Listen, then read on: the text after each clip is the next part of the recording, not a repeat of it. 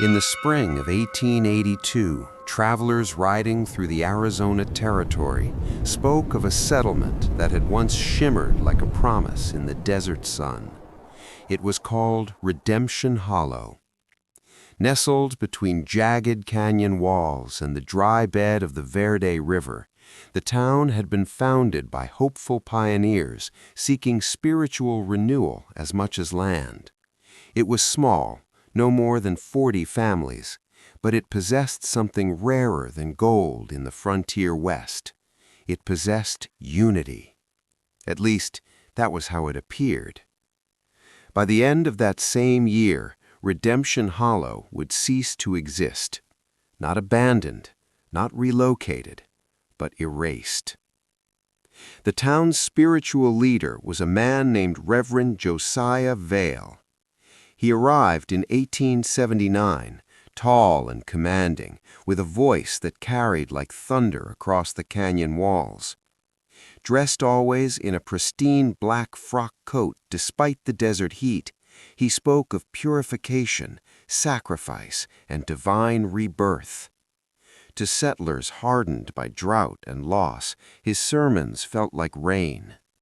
He preached that suffering was sacred, that hardship cleansed the soul, that God demanded not comfort, but devotion. And devotion, he insisted, required obedience.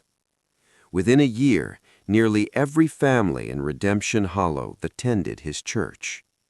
The building itself stood at the center of town, a stark white structure crowned with a narrow bell tower. From a distance, it looked like a beacon of civilization amid wilderness.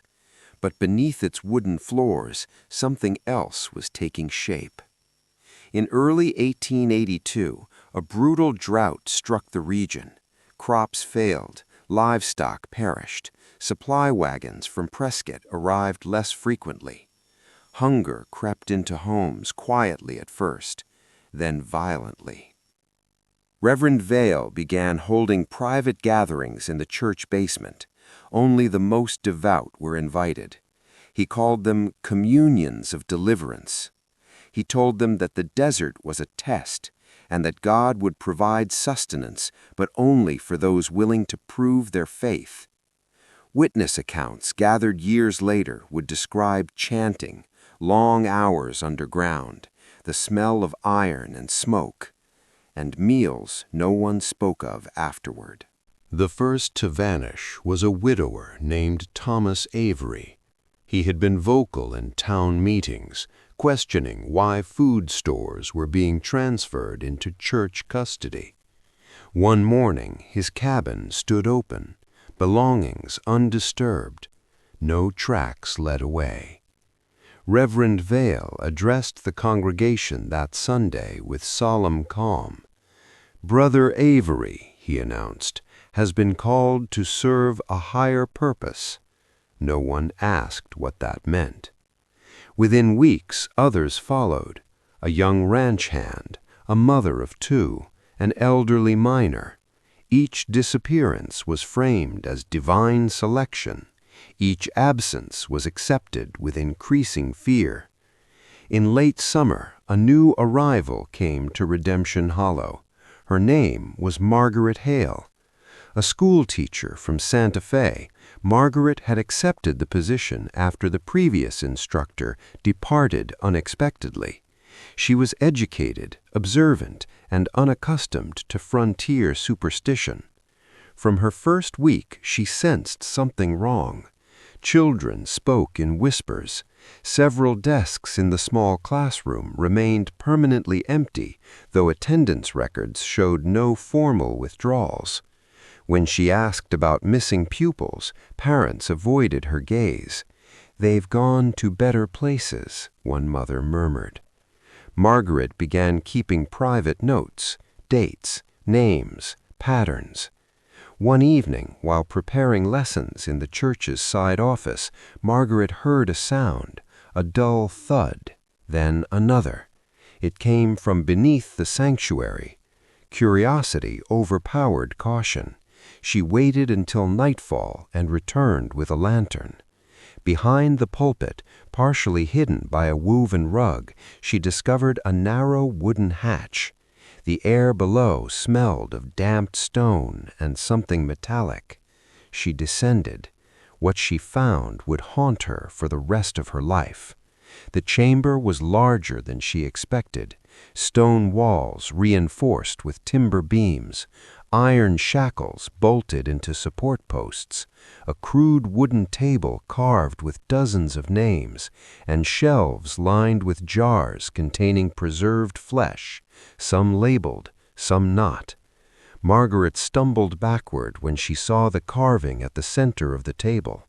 It read, "Through sacrifice we are sustained." She understood then. The famine had not been endured, it had been solved. Later investigations, pieced together from Margaret's testimony and surviving artifacts, revealed the structure of the cult. Reverend Vale had convinced his inner circle that consuming the chosen would transfer divine strength. He cited obscure scripture, twisting metaphors into mandates. Communion, he argued, was not symbolic, it was literal. Those selected were drugged during private prayer sessions, bound and offered. The remains were divided among the faithful. In starvation, morality bends, and in isolation, it breaks. By October of 1882, 37 residents of Redemption Hollow had vanished. Officially, records would later list them as lost to migration or frontier dangers. But Margaret's ledger told another story. Every name corresponded with a deliverance communion. Every date aligned with church gatherings. She knew she had to leave, but Reverend Vale knew something too. He knew she had seen. Margaret attempted to flee under cover of darkness. She never made it past the churchyard. Members of the inner circle intercepted her. They brought her below. Reverend Vale himself addressed her. "You were meant to teach the children," he said calmly, "not question God." Margaret refused to recant. What happened next remains partly speculation, reconstructed from burn patterns and recovered artifacts. At some point during the confrontation, a lantern was overturned. Flames climbed dry timber beams. Smoke filled the chamber. Panic replaced devotion. Margaret broke free amid the chaos. She ran. Above ground, fire consumed the sanctuary roof.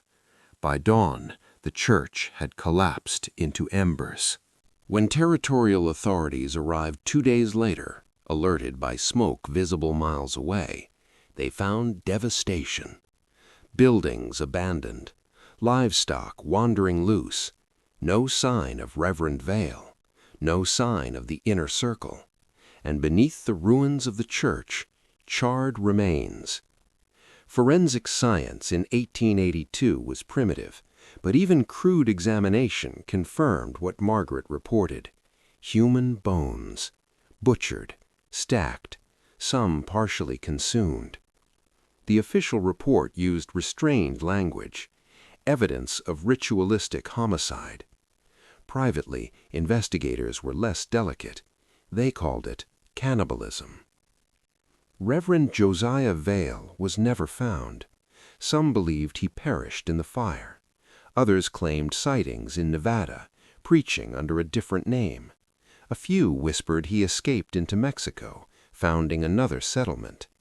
No confirmed record of his death exists.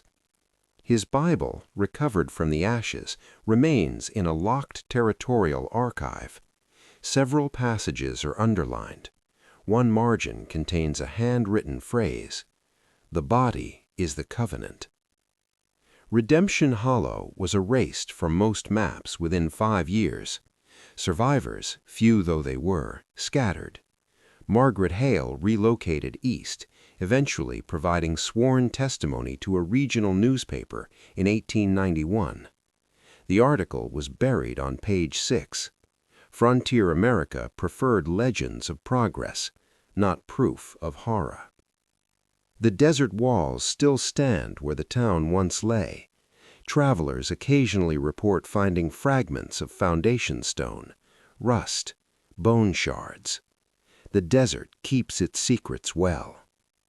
Historians now analyze Redemption Hollow not merely as a tale of madness, but as a study in power. Isolation breeds dependency. Charisma breeds obedience. Hunger breeds desperation. Combine all three under a single authority, and morality can be rewritten. The people of Redemption Hollow were not born monsters. They were frightened, and someone taught them that survival required sacrifice.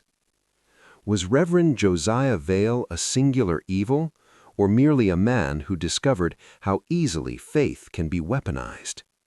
We may never know. What remains certain is this: 37 men, women, and children entered a church seeking salvation. They became sustenance, and a town that once called itself Redemption consumed itself from within.